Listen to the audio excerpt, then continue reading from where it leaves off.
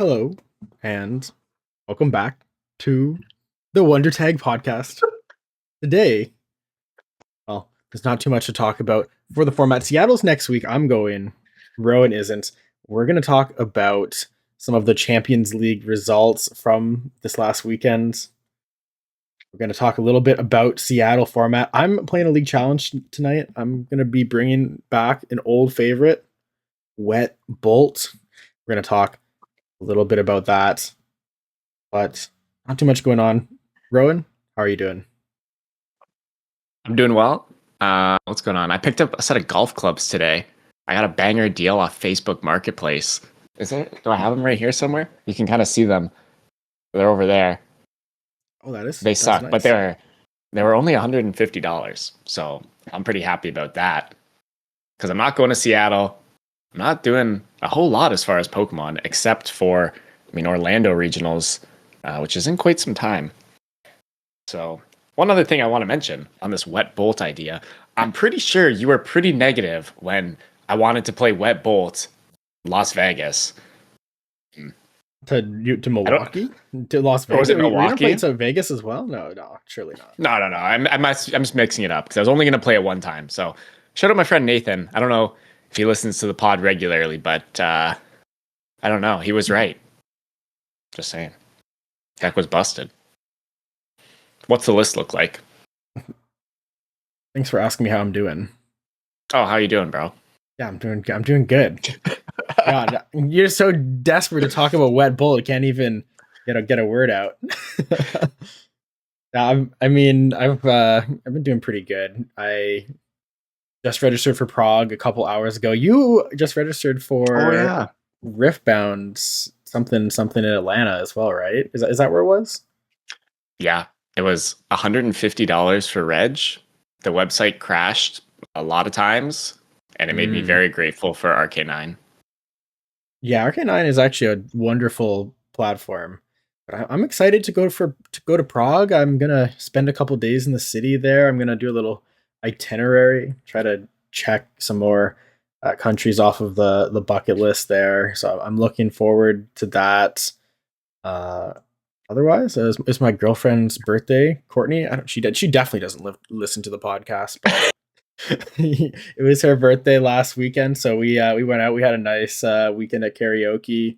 Oh, nice. I'm not a very good singer, but she is, and we brought some friends along. Went to like a new place, and they actually we like got like the big room, but they only charged us for the small room. That was nice. So I paid like half of what I was supposed to pay. I think they were maybe they just weren't filling up the rooms or something, but I got a little bit of a deal there. So I've had a nice week. I'm looking forward to Seattle That's this fire. weekend. I wish I was going early. They got a tournament at tabletop on Thursday. I don't know if you saw that. Like a preparation tournament. And I got a lot of buddies there, so I would have loved to go visit that, but I'm going in on Friday, so I'm gonna miss that. A little bit of an in and out trip, run back the same Terrazard deck, nothing super crazy.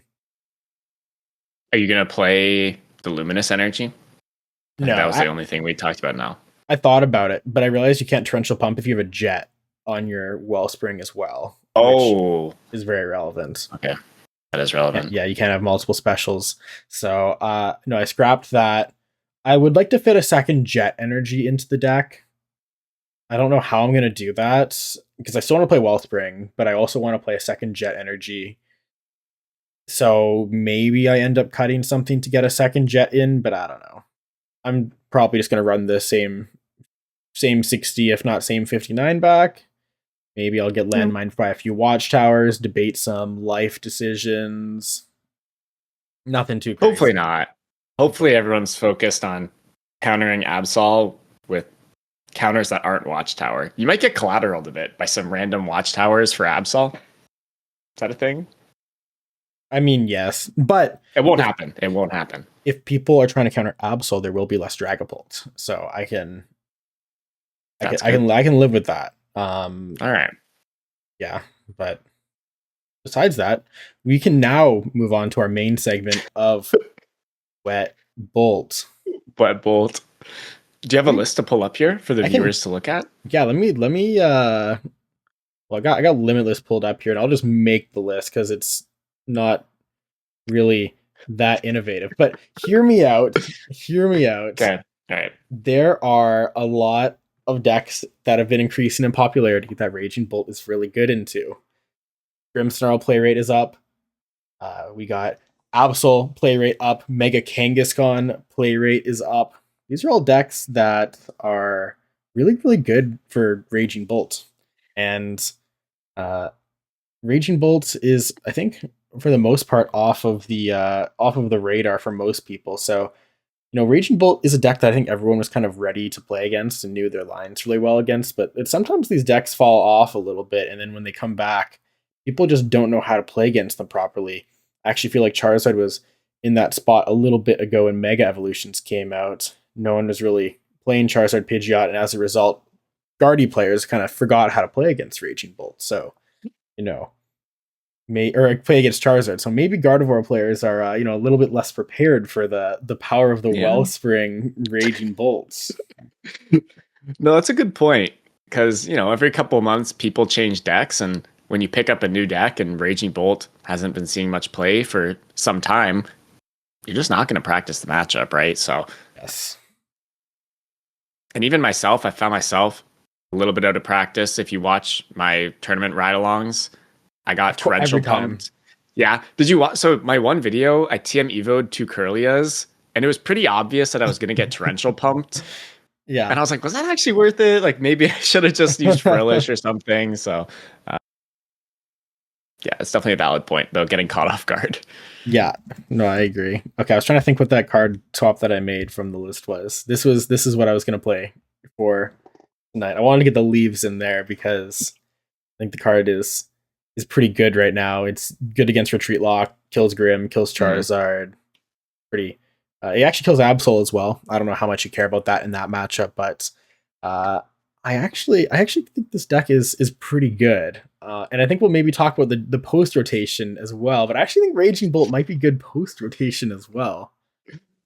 Oh my gosh, I don't even want to look at post rotation, man. It looks so awful. Do you know what? Did you know that Sada rotates?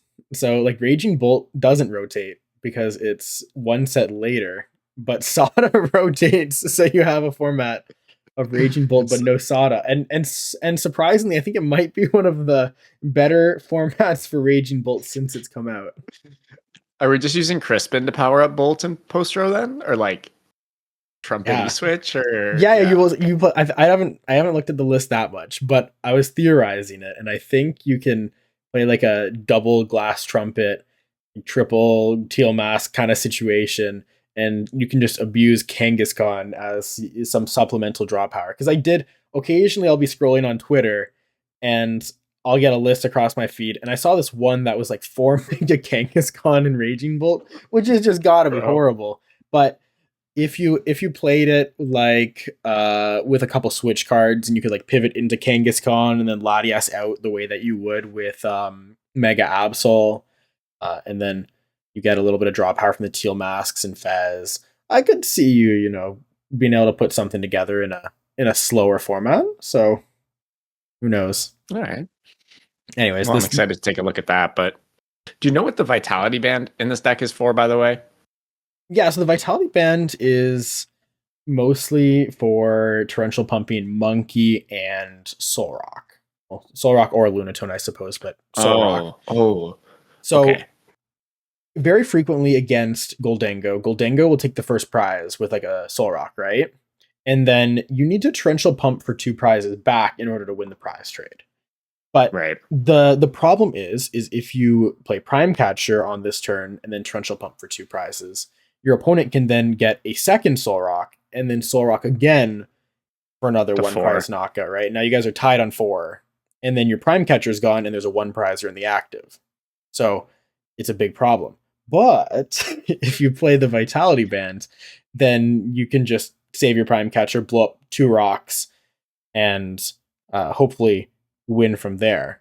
So I think that's one of the big use cases for it. And then it's also really good against Guardy because you can torrential pump 2 monkeys off the board, which that is good. I think is actually definitively, pretty solid. So those are the main use cases for it. I'm sure you can find some weird use cases where it might be relevant in other matchups, but I haven't necessarily Yeah. gotten through the train of thought to that point thus far. So I'm just gonna play it to the league challenge, see how it goes. I think going into Ascended Heroes format, which I don't really want to talk about too much, but I think that this deck might be better for Ascended Heroes as well. Question mark. I think you're probably gonna have a pretty good time with Zoroark. You should be beating Grimmsnarl. I think you should be doing okay against all of the item lock decks if you have the ability to bump your own area 0 and discard your Pokemon from your board. You should still have reasonable matchups against most of the other top decks. Dragapult's always been a fine matchup. So I mean, this deck's not like crazy, but I actually think the positioning with all the these big dark types that don't one shot Raging Bolt and are weak to Teal Mask, it actually doesn't look too bad. Yeah, I think it makes a lot of sense actually. So, do you need challenge wins still, or are these for like stipend implications? I have 0 league challenge wins. You'll lock in, dude. Get that Raging Bolt, Wet Bolt challenge win. I better see the Twitter post, bro. Makani like posts every day. Oh, 1 locals. We got to start. I'm bad for it too, and I got to start making those Twitter posts, man. Gotta make a Twitter post. Yeah, I don't know if that's a good thing. Is that a good thing? It's just funny. We just got to start tagging them in like a million posts. And then we could spam them with thumbs up emojis. Thanks at Fish Nugget 4 for the Metafy for Raging Bolt. Exactly. Yeah. So, anyways, that's not anything super crazy. But what was kind of crazy was these decks are foul. The Champions League. I've looked through a couple of these decks. I haven't looked through too many, but I see 2 Raging Bolts in there. Wait, is that 2 Raging Bolts? Yo, can we start with the second place deck? Have you seen this? I learned what this card did yesterday. Like, it's awful. Arboliva EX. I mean, isn't this just Pult Dusk rebranded? You Badoo your opponent, and then you Arbivola or Arboliva, and then you do 120 to 2 Pokemon, and you kind of just wipe them off the board. Is that the idea? You don't do that much damage. You do 120. You select a Pokemon 6 times. Yeah. Like you do 60 to 2 Pokemon. Yeah, you can. But like, what? You can. What are we knocking out? Okay, wait. You might be right. How many 60 HP Pokemon are realistically in the format? Even like Riolu's 80 HP. That's like not gonna cut it. Okay. Yeah. What are we doing here? Do you know what this deck is supposed to be doing? Is it just aggro Teal Mask? Yeah, I don't know. That's why I wanted to look at it because I really don't know how this happened.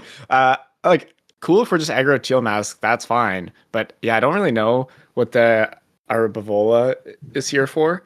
I thought there was like some synergy with Meganium, and then I read the card and there just wasn't. No. What does the middle stage of Arbavola do? Can we attack with it? Nope. Nutrients. I really don't know. I think this deck probably just played as aggro Teal Mask. Unfair stamp Teal Mask. Judge. And to me, I think this kind of speaks to my main point of these decks, which is that I don't think they will translate to the North American meta. Not some of them. Some of these decks are actually well built and interesting to look at. But yeah, this is kind of crazy. The second place at the 7,000 player tournament.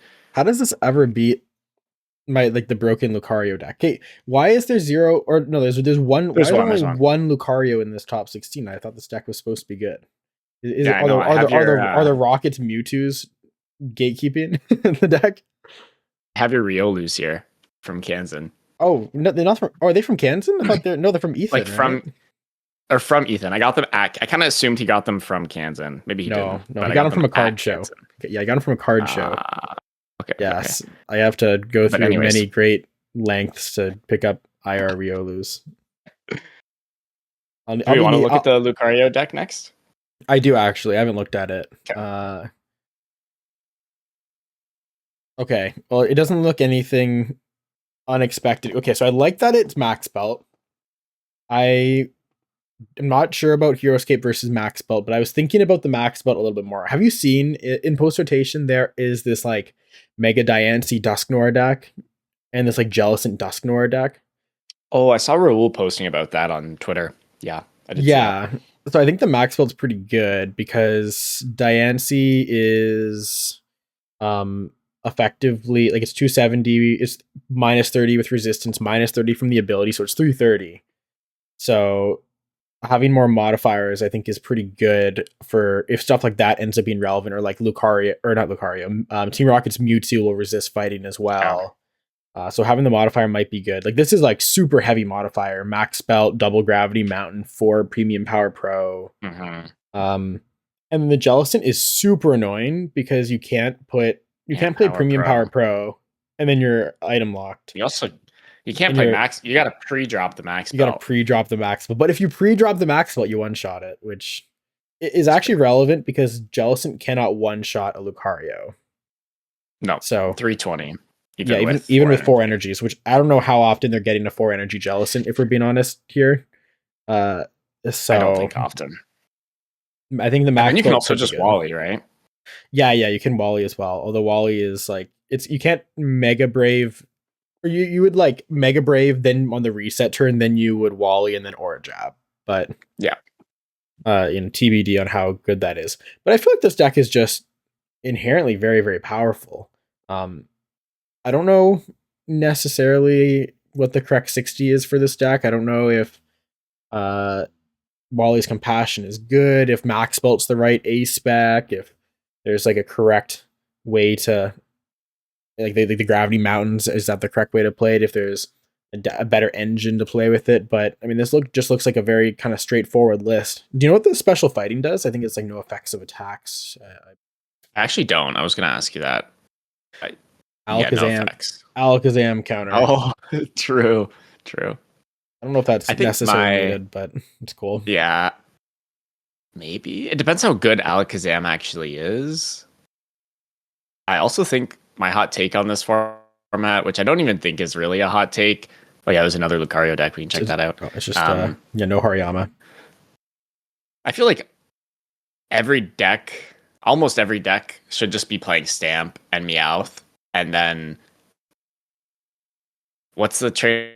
Petrol. Like one Team Rocket's Petrol, so that we can turn Ultra Ball into Meowth for Petrol. Unfair Stamp. Like, not having reliable disruption is just a huge problem, I think. Unless your deck is like really, really good at prize trading, like Dengo in this format, right? Yeah. I think the decks that don't play hand disruption or don't need hand disruption thrive a lot more, and that maybe makes sense why you see this success from your Turbo Teal Mask deck. This Lucario deck is kind of interesting. I don't know. I don't really like the monkeys that much. This is like tank Lucario with Scoop Up Cyclone and double monkey. I don't really like this though, because Lucario is very much a deck that values its energy attachments for turn. You like really need 2-hand attachments a lot of the time. So to spare dark energy attachments seems kind of hard, and Earthen Vessel is no longer legal, so we're only finding dark energy via Crispin or drawing into it. Crispin's kind of cool though, being able to does give you that extra attachment. Yeah, steal an attachment, get a Mega Brave from a Lucario with 0. I mean, that could be worth looking into. I think Garchomp did something similar to this in the current format, playing Crispin and Dark Energies, but I think it synergizes better with Garchomp because it's a 400 HP Pokemon and you have free retreat to pivot. So I don't know if it necessarily works as well in this deck, but I mean, if your opponent swings into you and you don't get knocked out, Monkey fixes a lot of your damage modifier issues. You don't necessarily need to play, Max Belt. You don't have to play as many copies of Gravity Mountain. So maybe it's good. It also seems like a lot of the decks are going for one shots, right? Like we're seeing Raging Bolts. We just looked at a Lucario list with a million damage modifiers. Yeah. So maybe this kind of tank. I feel like this tank also. I feel like tank strategies work really well with hand disruption, right? Like we see Gardevoirs pretty frequently, like Iono to one attack with Guardy, Dragapult similar, right? You just have this 300 HP guy, you hand disrupt. Whereas I think the tank strategy is a lot worse when you're not disrupting. Probably just have a boss or their combo to one shot you. I would agree. Well, it's still conceptually pretty cool, but I think you're right on the, the one Meowth ideas here. If you're playing judges in your deck, maybe you don't necessarily need the petrol unfair stamp, but I think a lot of decks should be including that. And I think, yeah, when we look at this winning list here, we see something Cypher similar. Maniac. Cypher Maniac into unfair stamp is a very similar combo. Actually, I'm kind of surprised to see this win before looking at the list, but after seeing the list, I feel like this list actually makes a lot of sense. Cyrano actually seems like a pretty naturally good inclusion in this deck. Being able to, I mean, it's kind of like Arvin for Trolley in some regards. Obviously, not as good, but being able to put Kangaskhan in the active with Latias and get a Teal Mask, it actually seems reasonably strong. You end up drawing a few cards that way, and you can get yourself powered up in 2 turns, I think, pretty consistently. Yeah, I like this build. You have the Clefairy as well to knock out Lucario. You need a lot of bench Pokemon. Lucario can't play around that, right? 5. Not with Area 0. Yeah. Oh, true. I didn't even register the Area 0. Yes. That's also interesting. Without Area 0, they definitely can, because they need 3 bench Pokemon for you to one-shot. It's definitely the Area 0 that's the difference maker there. It's funny how there's Brock Scouting in here, too. Feels like worst Cyrano to me. Gets you Monkey, I guess. Yeah. It does, and it does Psyduck as well. Yeah. I still kind of struggle to see how this deals with, like, Turbo Aggro, Lucario, or Raging Bolt. Yeah, like kill your Kangaskhan on turn 1 with Lucario. Yeah, it doesn't seem fantastic. The one thing I don't love about seeing the Japanese results is there's no like labs. I can't see what these players actually played against. I'd love to be able to look at their tournament runs and see and get a better grasp on matchups, but you see these decks with no context, which makes it harder to evaluate them. Yeah, some of them probably made it off of very specific matchup spreads, right? Maybe the Arboliva deck, Arboliva, played against a bunch of decks that just don't trade effectively with Teal Mask one-shotting them, right? Maybe they played against... I'm actually surprised that they lost to the Absol deck. I feel like that would probably be a decent matchup. I mean, unfair stamp Claw of Darkness, like, just can destroy decks that don't have very good draw engines. So that's probably what happened, actually. Yeah, I think that's kind of what we're looking at. It's actually very similar to what we saw last rotation. Every Dragapult deck just slammed Unfair Stamp into the deck, and most people hadn't really figured out how to build consistent engines. So Unfair Stamp just naturally ended up being insanely powerful. And that was obviously Unfair Stamp is even more powerful in a format without Iono, but we saw, I think, something very similar last rotation. So people have to adjust deck engines towards an Unfair Stamp centric format. Having onboard draw becomes more important than ever. You can have Dracloaks on your board. If you can have Mega Kangaskhan on your board, right? Anything like that. Solrock, Lunatone Solrock. Yeah, Lunatone Solrock is killer. Although the thing with Unfair Stamp and Lunatone Solrock is these decks typically don't play a ton of really strong hand refresh options. And even looking at like this deck, for example, the Mega Absol list here, it plays ways to draw cards, but it doesn't play ways to like refresh the hand. So when you get Unfair Stamped, even if you have drawing options, you're only getting your hand up to 4 cards. It actually ends up meaning that like this idea of something that doesn't really exist in Pokemon that much, but like card advantage is actually pretty true when you think about Unfair Stamp. Like if you played against Dengo Dengo doesn't play a research. So when you unfair stamp Dengo, they can't ever just rip a research. So they're capped on how many cards they can see, no matter what. Yes. But whenever you would like rip an unfair stamp into a Guardy, if they just hit a research off of the unfair stamp, you did absolutely nothing. So if we kind of go into a format that's a little bit less reliant on lilies and research is rotated, Iono's rotated, unfair stamp actually feels like it's also just impactful because people just simply can't see that many cards. Yeah, we might need to see decks adapting, playing higher lily counts. Maybe they're not used to getting disrupted on this level. Yeah. Let me tell you, Serrano, Brock Scouting, and Cypher Maniac aren't really getting us out of the hole, out of an unfair stamp all that often, I don't think. No, absolutely not. What else do we have that's interesting? Got a few Dragapults in here, which is unexpected. 4 Dragapults, only 1 with Dusknoirs. 3 Yeah, that's straight surprising bolts. to me, actually. And I don't know how to evaluate this kind of deck. It is a absolute gong show of a Dragapult list, playing 3/3/2 Dragapult, triple Monkey Dory, triple not triple, double Kangaskhan, double Latias. I mean, this kind of looks like what Tord's straight Dragapult list looked like when he made that one with like 4 Brock Scouting and 2 Latias and 2 Fez. But just like not super streamlined. I guess like you can bench all of these Pokemon to get draw power and just area 0 Chen Pao. That feels like a pretty core idea here. So yeah, in a format without Turo, I think the Area Zero Chien-Pao thing is actually really cool. Yeah. Was the Absol deck playing Chien-Pao? I don't believe no, it was not because it wasn't playing any ways to search out a Chen Pao either, unless you like Cypher Maniac for it. Seems like a miss to me. I think, or no, there's 4 Ultra Balls in the Kangaskhan deck, right? Is there 4 Ultra Balls? Okay, you might be right. I was thinking there would have been Nest Balls, but that card no longer exists. No, you're right. It did play 4 Ultra Balls, although yeah, no Chen Pao. I think I kind of like. Do I like that? I was gonna say I kind of like the idea of pairing Pult with Noctowl, and we can like Noctowl for stamp. Maybe just like a 1/1 Noctowl line. Like if you remember, Reggie Drago played a 1/1 Noctowl line, and it was like pretty good in that deck. You can kind of do it like that, basic right? Terra. Yeah, but they had a basic Terra. You have to make a stage Yeah, but 2. we have Drake Cloaks. It's fine. We're gonna find it eventually. We can play Water Mask Ogerpon and Sob.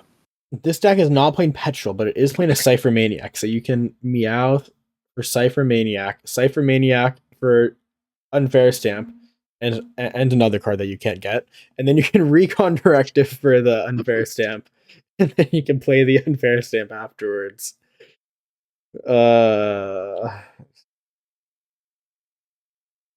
Just feels like it cannot possibly be optimized. Can we look at some other Pult lists? What else do we got here to work with? I also feel like it's really important with Dragapult that we're using Itchy Pollen, which makes me think Kangaskhan is bad because I don't want to retreat into Kangaskhan turn 1. I want to go into Budu. Yeah, here's Petrol. Petrol Stamp. Yeah, this is much more streamlined. I like this. 4 Crispin is like kind of insane. That's really insane to me. Actually, I guess we're trying to set up monkeys. When I look at this stuff, it screams to me that we're trying to like have Dragapult survive attacks. Yeah. Like we're trying to pivot Dragapult into the next Dragapult and then pivot the Dragapult into the next Dragapult. And that's why we need 9 energies in our deck and why we need to set up multiple Dragapults. And maybe even why that last Dragapult deck is playing Chen Pao Area 0, so you can discard Dragapults after they eat a hit. Right? But if you're not playing Dusknoirs, I guess that's kind of what you have to be doing in order to be winning prize trades. Like how are you ever out? You're not ever out trading Mega Lucario with this deck unless you're eating hits and not getting one shot, right? Yeah. You have Jamming Tower to block the max belt, I suppose, and yeah, eat hits, retreat, heal with Monkey to get more damage. You it feels a little weak. You see the Risky Ruins combo too, yeah, where you can like bench things and then you can Adrenabrain off the damage. It's just semi cool. It's not nearly as good as Dusknoirs, I don't think, but I mean, it's something. It's kind of like Halucha, right? Like I guess it's just a convoluted way of getting a Halucha like interaction. Yeah, yeah. Although Risky Ruins being 2 damage does mean you can like send 2 to any 80 HP basic like a Riolu, which is definitely relevant. Oh, here's a 1/1 Noctowl. I like this. Do you know what? Uh, who's that trainer? Rosa's Encouragement. Rosa. Attach 2 basic energies from your discard pile to one of your stage 2 Pokemon. That you can only use it if you're behind. I mean, that's fine if you're Dragapult. Yeah, we're always behind. If we want to be attacking, we should be behind. Like, yeah. Yeah. I kind of like that card better than Crisp. Well, we have to discard the energies, though. You do have to discard the energies, but if you're trying to eat a hit and then pivot into a second Dragapult, then that is kind of good. Wait a second. What? Attach. No, okay. I thought maybe you had to be on the bench to use this card, but no, you can pay retreat and then power up the active, which is a big deal. Only 2 boss is something I'll call out here. It seems kind of. Oh, there's a Briar. Oh, you can actually Briar is a lot for Briar. Yeah, and whenever there is a way of searching out Briar, then Briar becomes a much stronger card, even in a Dragapult deck. I'm convinced that's probably good. There's less prize manipulation, less ways to play around Briar, less ways to even hand disrupt your opponent out of a Briar play. You have Dusknoir already built in the deck. I'm sure that's got to be good for something. Yeah, I like the direction this list is going in. I assume Luminous definitely rotated, right? Yeah, Luminous is gone. Yeah. The 3 candies. And so is Vessel. Yes. 3 candies is an interesting point. I guess like these lists being more heavy on energy acceleration is really important because no one gets to play Neo Upper unless you just don't want to play Stamp, which you definitely just want to play Stamp. So the 3 candies is interesting. I don't know how I feel about this, but Pokepad and Candy are pretty synergistic. It just makes a explosive item based engine. You still have lilies, and so Candy Dusknoir suddenly becomes pretty accessible. Obviously, you have Candy Dragapult, but I think when you're looking at a bunch of candies and Pokepads, then Candy Dusknoir is usually the shout that you care about. You're fine to just evolve into Dracloaks for the most part, but this deck looks really consistent as well. Like, this kind of looks like the best list that I have seen. Now, I will also call out there's 4 draw supporters in this deck, so maybe it's not as consistent as I thought. Like, you'll get Dracloaks, but you have all your eggs in the Lily's Determination basket. What are decks now playing? Like, a Gardevoir deck has 10. A Dragapult deck, I think, has 10. Yeah. It has maybe more than 10. Well, if you count Hilda's. Well, 4 Lily, 4 Iono, 2 Hilda, or 2 Hilda, 10. One Research sometimes, 1 Dawn sometimes. Yeah, wow. We're just going to 4 Lily. We can Meowth for it. That's a big implication. I assume we're Meowthing for Lily a lot. That's probably okay. I mean, yeah. I don't like Meowthing for lilies as much if I'm not playing this Area 0 Chen Pao thing, though. It'd be nice to have an option to take that off the board, especially if I'm a deck playing from behind, especially if I only have Unfair Stamp as Disruption. It's kind of hard to take a opponent off of having boss kill Meowth for game. What does its attack do? Does it return it to hand? These cards tend to have that attack. It does. You're 60 so damage? 60 damage. Dude, they reverse power crept Lumineon. What the heck, man? Well, 3 energy, we're doing 60? I think they realized when they printed Tapu Lele that it was way too strong. And then they printed Lumineon, and then Lumineon was still good enough to be pretty useful. And then they reverse crept it again. Well, everything else in the format got stronger. Because Jirachi was great. Like, Jirachi was such a big downside of having it on your board. It was 90 HP, still search for a supporter, no good attack. You had I think it was like metal, colorless, 60 sleep or something like that. So it's just garbage. We should be grateful that we have the ability to remove this from the board. It means that from retreat lock. yeah, in 2 years, maybe not 2 years, but when control gets good again, you don't have to worry about this ever being a bad starter. Hey man, I saw an All Out Blitzel tweet about Stunfisk EX retreat locking. Could be busted. Is that in like the same set as Meowth? I don't even know what that does. Yeah. Yo, it's just a fighting Pokemon that has a lot of HP, so it like can stay there in the active longer. And Infinite Trap, Noctowls, probably Meowth. I think it resists. Oh no, Meowth's weak to fighting, right? So it can't Infinite Trap. Yeah. But yeah, like Noctowls, Fanrotoms. How many fighting types do they need to print with corner? Like they already printed that Sudowoodo and the Knackley, and then they got a new Stunfisk as well. And real ones know about corner Rockruff back in the day. Oh, you played that, right? Or did you not play that one? Did you play like Tackle? No, I think Or is it Rock Throw? I'm pulling it up. I think I played the corner one, or like I don't know if it was called corner, but I think I did. Oh no, because it was 70. Because this just came out. This was the 70 HP one, and it just came out in Forbidden Light. So when I played the deck to Portland Regionals in the previous format, I did play that one. But then this one had 70 HP, which was probably relevant for whatever reason. So Buzzwole, 2-shot, maybe. Yeah. Oh yeah, just like Jet Punch, Snipe 30. Yeah, that was definitely it. Oh, also everyone was playing like a million Guzma in their deck, so corner was not that good. No, because Guzma had a built-in switch. It was well, there was the other Rockruff that was actually really important as well. Sorry, this is like totally off topic, but there's this other there's this like, the one that killed Zorua. This like for this deck. This when it killed Hoopa. Yeah, like for like this, there was yes there was a Rockruff there was a promo Rockruff that had a better attack, and it killed this Hoopa. And the corner one didn't do that. Let me see if I can pull it up. Rockruff. Yeah, so the corner one had a terrible attack. It was 30 flip for 30.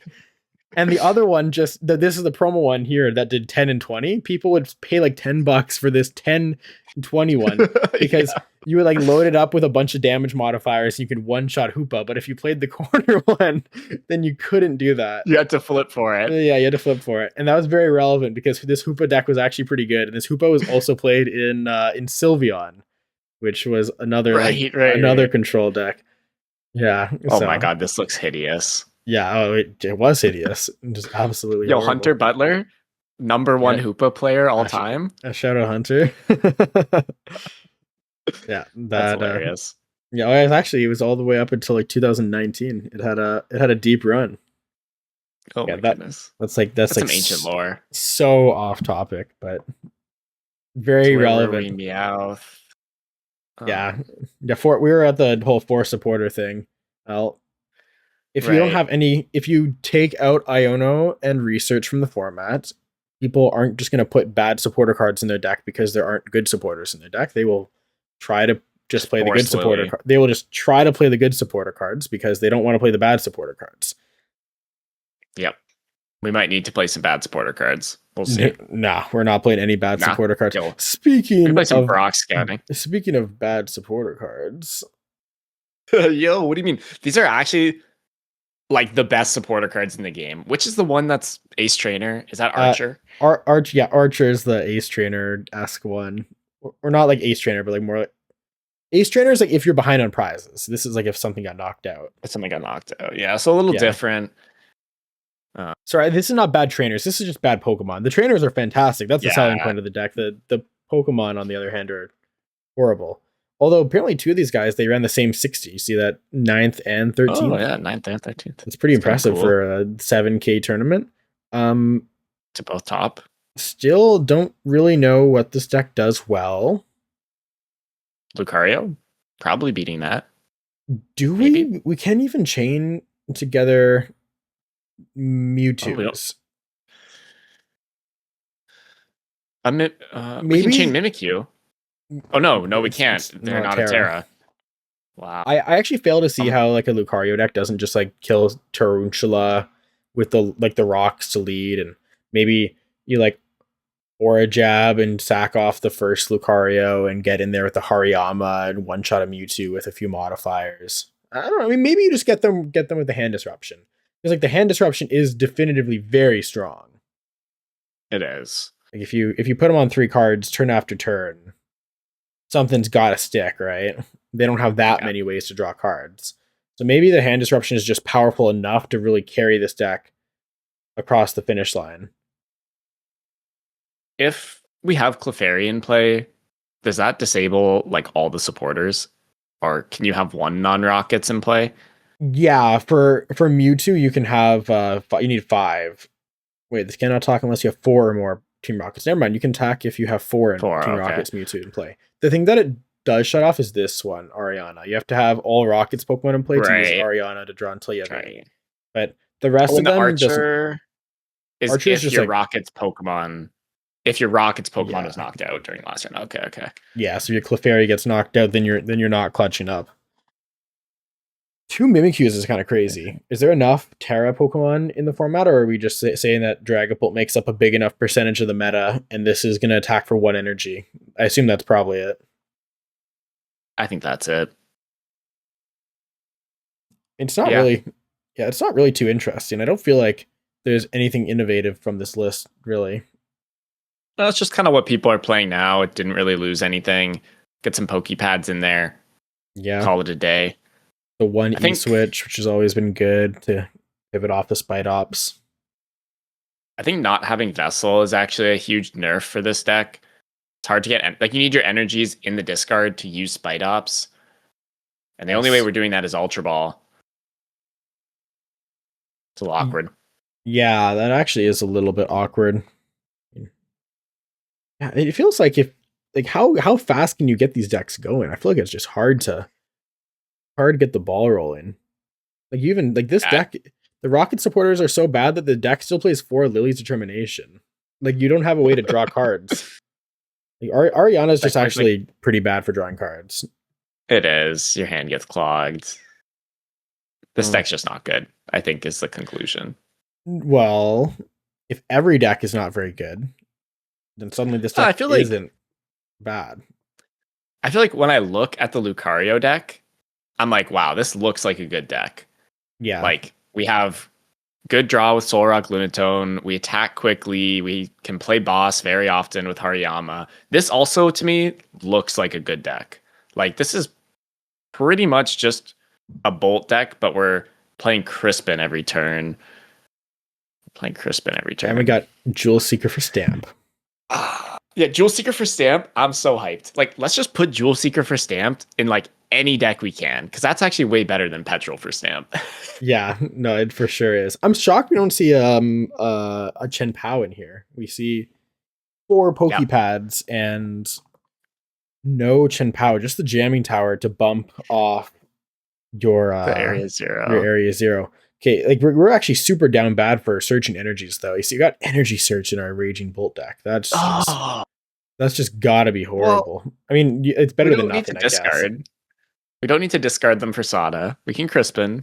Yeah, you don't want to discard them, but you want to search energies. You don't want to search for one. And it's not actually that bad of energies in the discard pile. You got 2 Glass Trumpets in this deck, so that is true. I feel like the bottleneck here is going to be energies in the hand. You don't draw a ton of cards. No. So it'd be kind of hard. There's actually no Kangaskhan in this deck. I'm kind of surprised to see no Kangaskhan in this deck. I think Kangaskhan is good draw in any deck that can afford to put it in the active a lot of times. Like anything playing a Latias seems pretty good. I guess you're not playing Prime Catcher or any switches, so you would only have the opportunity to push it after a KO. And benching it when there's no Nest Ball legal is pretty taxing. Like you can Terra Orb for these teal masks and get all the 1 prizers, but finding like Raging Bolt and Clefairy and Fez and all of that is actually kind of annoying. So maybe I can see that. Funny seeing all these Clefairies. Like I feel like the 2 decks that are fundamentally built well are Pult and Lucario. and they just get countered by Clefairy. So it's like so hard to play a deck with a good engine when everyone's just playing a million Clefairies. Yeah, 2 Clefairies is crazy work. Yeah. You can't do Seems any. good. Like I think this is good. Okay, I still think if you can like lead for a prize card and then aura jab for a prize card and get your Hariyama involved to return a Clefairy, I think you're probably still winning the trade. So I don't You play necessarily one know if prize. I don't know if Clefairy is good enough. But again, it's kind of like, and I know people are saying this on Twitter where it's like just pray to draw out of the unfair stamp and you'll be okay, right? Yep. Because at some point you're probably getting hit with Stamp Clefairy, knock out your Lucario, and then And we you gotta need find to, some combo. yeah, you're gonna probably have a Hariyama attack, but you need to probably get a Riolu down, get an attachment on that Riolu, and then on the following turn, probably get into a Lucario, get another energy, and maybe even a boss as Yeah, well. probably a boss. Yeah. So out of a stamp, it's a little bit tricky to do that. And that deck isn't playing Fez from what I saw. Maybe it should be playing Fez if we have to draw out a stamp. But it also feels pretty anti-synergistic to put Fez or Meowth on that board, since I think the goal is to kind of have the Lucario die and then just present a single prize board. Yep. So I'm not super down for putting Fez on the board, especially if we don't have Nest Ball in the format. We already have an Ultra Ball for it. So little iffy. No, I think that's good insight. I think that is like part of what makes the Lucario deck so strong is the one prize board. Yeah. In a format where you can't hand disrupt, those one prize boards are a lot stronger. Because, I mean, like you said, like when you get stamped on your one prize board, it feels bad. But if you're not getting disrupted, it's just insane to only give up one and then pivot back into a 3 prize strategy at the end. Yeah, that's where my mind went with it as well. It's pretty similar to what Dango does right now, but Yeah. maybe a little bit more effective if the worst disruption you can get hit with at the end of the game is a judge, rather than an Iono to 1. Iono to 1. Yeah. There's another Raging Bolt. I do want to see what this one looked like. Ah, yes. Oh, interesting. You know what? Oh. Wait, it's not even playing hands. Because hands rotate. See how you can't hands. I mean, it's like kind of cool. Petrol, Trolley, Area Zero. You just put 8 Pokemon. How? I mean, I get, okay, because you're playing Joltik. I was gonna say, like, how are we not playing a Kangaskhan? But I guess the idea is the Joltik is gonna die for a prize card, and then we just have a bunch of 2 prizes on the board. I mean, this deck looks unbelievably easy, but the way that it was constructed is kind of cool. Yeah. I feel like this is not the best deck, but it looks really simple. It's kind of I kind of like the way this is built, honestly. I feel like it all makes sense, and the engine, kind of like how I was saying, I look at the Lucario deck and the Dragapult deck, and I'm just like happy. I'm happy with this. Yeah. There's a Trapagos Briar in here. I'm happy about that. Yo, that's sick. That's so sick. Yeah, we can torrential pump with Briar. The festival leads are cooked, dude. They're done. I'm actually surprised we didn't see any festival leads or Alakazams in top 16. All these guys, I felt like on Twitter, all these people were hyping up the single prize decks, and they're gonna be so good with Pokepad. And the closest thing we got to the single prize deck was Honchkrow with a Porygon 2. I don't know what any of these cards do. Should I know what these cards do? Are they good? Okay, I'll give you the rundown. All right. The Honchkrow does 60 times for how many rocket supporters you discard from your hand. So you discard like 6 supporters from your hand, you do 360. And then the Porygon, it does 20 damage for each rocket supporter in the discard pile. So you discard the supporters, then benefit later.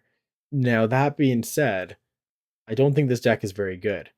But if you have played on live in the last like month, you've had to endure like one too many of these piles, because that Honchkrow came out in Ascended Heroes, and then the Pokepad came out, and then suddenly every single player at like 300 points on the ladder when you're trying to grind up to Arceus is trying out these like Pokepad single prizer decks. So as you're grinding your way up, you just hit Festival Lead and Honstro and all sorts of garbage like Frostlast Monkey, and it's just a horrible experience. What does Miracle Headset do? Do we get 2 supporters or do we get 5? You get two, Get 2. 5 supporters. You're cracked, dude. Bro. Snorlax Dude. would have been abusing the crap out of this card. That's true. Max 5 Rod gets you supporters. five Pokemon and energies. Ah, Can't get 5 supporters? Dude, this you- card would still be bad if it got 5 supporters. What are you serious? No, dude, you just rip a petrol for What? Miracle. You rip a petrol for Miracle Headset and you discard 5 for 300? 300. It's pretty good. Okay. In this specific deck, Yeah. yes. In general, But in general, it's still bad, right? I 5 mean, supporters. it would be probably good in Pidgeot control to some extent, but Yeah. outside of that, probably still bad. Yeah, I'm not interested at all looking at Crustle. Like, this is just Yeah, There's we knew what two- this was going to be. before you clicked on Fezandipity. it. Fezandipity. They are relying on you flipping tails now. Oh my gosh. Do you know what this reminds me Fezandipity of does, right? Dollstall. Yeah, if it has a dark and you kill it, if you flip tails, do you not kill it or not take prizes? You don't. No, you don't. It's just that you don't attack. Like, you have to flip, and if you flip tails, your attack just doesn't go through, or Yeah. prevent the damage, not the effects. Yeah, Oh no, my this lord. is just like standard Crustle, bunch of garbage. Okay. Wait, sorry. So Rockets, 2 Rockets Articunos. What? Are we trolling? Bro. What? What is going? Oh. We're beating Alakazam by just putting those down and putting down nothing else. Dude, there's not even And a then we just, water. like- There's only one prism in the deck. Yeah, we got a prism. We're good, man. We got a prism energy. We're gonna deck them out. Do they have E-Hammer? They probably don't, right? Dude, that rotate? they definitely have E-Hammer. I'm sure that card is still legal. It's fine. We have a Zero 6, man. We're just gonna deck them out. It'll only take like 20 minutes max. Enhanced They don't Hammer play is still Iono. Dude. Yeah, this is kind of clever. Yeah, if you want to beat Alakazam, you can just put 2 of these Articunos in your deck, and I'm pretty sure they probably have some kind of out, right? Like they- Fan Rotom or something. Yeah, surely they're just gonna eventually get there with Assault Landings into Dunsparce is like 90 for 3 attack. This just cannot be good. Yeah, man. maybe. It actually might not work. Yeah. This is like so Take some disappointing cooks. to look at. This is like I'm having a horrible time.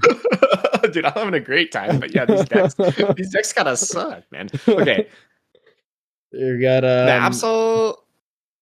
What's this? Oh, this is kind of like the Absol deck, but just no Absol. yeah, torrential pump simulator or Yeah. Eastwick. I mean, this is actually a deck that was. Do you remember your NAIC last season? What did I play? The last round of your NAIC, you just pulled. Oh my god, bro! Don't remind me. Yeah. Just he was playing Mask Change, Water Mask, whatever. Yeah, that was so sad. Oh my god, that was so sad. Yeah, this is just the same deck. This is literally the same Yeah, deck. pretty but much. It has Kangaskhan and Meowth in it, and of course Unfair Stamp. I like it. I think there's something to this kind of build of a deck, specifically because I think Clefairy is so good that, play a big basic deck. The 4 Cyrano seems like a good engine with the Kang. Like, I like this engine. I like the Clefairy. I could even see a deck playing like Wondrous Patch to power up Clefairy. Maybe the Yeah. Teal Mask is the way to go. If you're all in on slamming Area Zeros and Clefairies and Ogre Pawns, Wonder Patch does seem decent. If you're looking to power up other attackers like an Ogre Pawn, like a Wellspring, Then it's bad. probably more versatile to split it up. Also, look at how high the energy counts are in these decks. I don't know if you've noticed this. Yeah, it's like Without 14 Earthen energy. Vessel, yeah, without Earthen Vessel, these 15. guys are just playing ridiculous counts of energies. You cannot find Double energies. Mist. I assume Double Mist is for the Alakazam matchup. Oh Seems yeah, like it's being respected. it's being like very respected. Yeah. Although Articuno's still not beating it, but double Mist No, so. Energy, double Wellspring, Unfair Stamp, like all this garbage, yeah, that's got to be pretty good. I think I Uh, would like to see Noctowl in all of these decks, even if you like can't really search it out very well. I think just like a 1/1 Noctowl line in these big basic decks, like seems good. Get Stamp, yeah, Stamp Boss. I mean this is Terrabox. I'm actually surprised we don't see more of this. Maybe people were scared of Watchtower. Uh, Yeah, wait, none of these decks are really. Did the Lucario deck play Watchtower? No, Gravity Mountain. Gravity Mountain. Hmm. That was the prediction, was there was going to be a lot of Watchtower because of Meowth existing and wanting Yeah, to be able to shut down that on top of Noctowl, on top of the Kangaskhan, Dunsparce, Noctowl, the Kangaskhan, right? Dunsparce. I'm surprised we don't see, or we didn't see uh almost any Watchtower, if any. I don't know if we saw a single Watchtower actually. Hmm. This I'm this looks just like a Terra box, but adjusted for post rotation. I do like this. Yeah, I like this as well. Um, It's nothing too crazy. It's got standard. another way to abuse Clefairy. We see a Yeah. lot of the same basic Pokemon played in like somewhat similar engines. Yeah, the main difference between this and the last one is just whether you choose to go Noctowl or whether you choose to play a little bit more supporter heavy, more counts of the cards that you want to Noctowl for. That previous deck was playing 4 E-Switch. This deck's only playing 2. Mm-hmm. You never want to play 4 E-Switch, but you probably want to play 2. So playing 4 to find 2 makes a lot more sense unless you're playing Noctowls where you can just find the 2 E-Switches. Yes. Yeah. Pokepad for Noctowl also seems like strong synergy. Yeah. Pokepad for Chen Pao is fun. That's really good too. We'll definitely be experimenting with a lot of these. I'm like, part of the reason why I was talking about that Raging Bolt earlier too. The current rotation one, it doesn't have Chen Pao, but I just love the idea of being able to Area Zero and drop your own Pokemon off. I think it's Yeah. such a strong mechanic for any of these Terra decks to do. So Yeah, we got Turo at home. It's like sometimes it's better than Turo because you don't even have to play a supporter, and you're discarding 3 Pokemon. So good. That is true. That's true. Yeah, it's kind of better. It's kind of better Turo. Honestly, you're right. You're right. It's just you have to play the Area Zero to enable it. Yes. I thought about, because I was considering the Chen Pao for EUIC in the Terrazard deck, and it wasn't really like, obviously you wanted it for Watchtower, but you just were never going to find it under Watchtower. But at least having like the small bump against Watchtower on top of the utility of discarding your own Pokemon, it felt like it could have made an inclusion. One of the reasons I didn't want to play it was simply because the functionality already existed with Blustery Wind, so I felt like I could get some similar implications with Blustery Winding my own Area Zero. So I didn't really need to commit like a full slot in my deck to do that. Yeah, Blustery Wind is underrated. Blustery I've Wind's used so that good. in a few formats. It was impactful. Yeah, especially in the straight Zard format, right? When it was temporal. Yeah. Oh my gosh. And it was like the optimal strategy to like attack with your Pidgeot, and then you wanted it to die because it had less HP. And that matchup was like really positional, like that Charizard mirror. Yeah, I was kind of exhaustingly so. I didn't pick up Charizard for that one format because I like looked at that mirror and I was like, no, I'm good. I'm just gonna play Lost Box because I'll just hit turn 2 Greninja all today. Yeah. That is a pretty good strategy. I've been playing the more complicated decks for a while. I'm always exhausted after tournaments, so part of me is also excited for the opportunity to play something a little bit less mentally taxing, even if it's just for one event or like one format, Yeah. and then maybe we get back to the Pokemon game designers printing proper hand disruption and comeback mechanics, and then we can use our brains again. Yeah, it'll be a nice change of pace. I feel like these formats are always more rewarding for deck builders rather than deck players. Most of the work is done before you show up to the tournament. That's especially true in post rotation, but that's also especially true in tournaments or in formats where the power level is low. So I'm looking forward to spending probably most of the Ascended Heroes format just playing post rotation rather than focusing on the decks I'm actually going to play for that format. So I can maybe experiment Be with ready. experiment with some new Lucario lists. Maybe give some of these Raging Bolt ideas a try, some of these Terra Box ideas a try. I think for the most part, deck building is just not a necessity to do well at Pokemon tournaments anymore. But I'm a really big fan of the few times where the formats really demand it. So I'm looking forward to that, and I think for anyone really just trying to get better at deck building, now would be the time to focus on that. You probably won't have a better opportunity for at least another year, I would think. Now I'm getting excited to build some decks. Oh my gosh. For so many bad draw engines to try out. So many tournament ride-alongs to watch. Oh my gosh. Yo, Team Rocket's Honchkrow tournament ride-along coming soon, guys. Actually, not even coming soon because rotation's still kind of far away. But well, rotation doesn't have to stop you. You could play Team Rocket's Honchkrow this Friday. No, bro. I'm going to get Iono'd.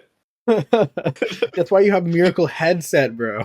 Trust. Oh, I'm gonna get like Counter Catcher, Iono, Dusknoir, Phantom Die. No. Well, I think that covers all of our Champion League woes. Maybe not the finest showing from Japan on the deck building prowess, but hopefully we can come up with some ideas that save the format. If this is the pinnacle of deck building standard, I want no part of it. I'm canceling my flight to Prague this second. I can register for Riftbound.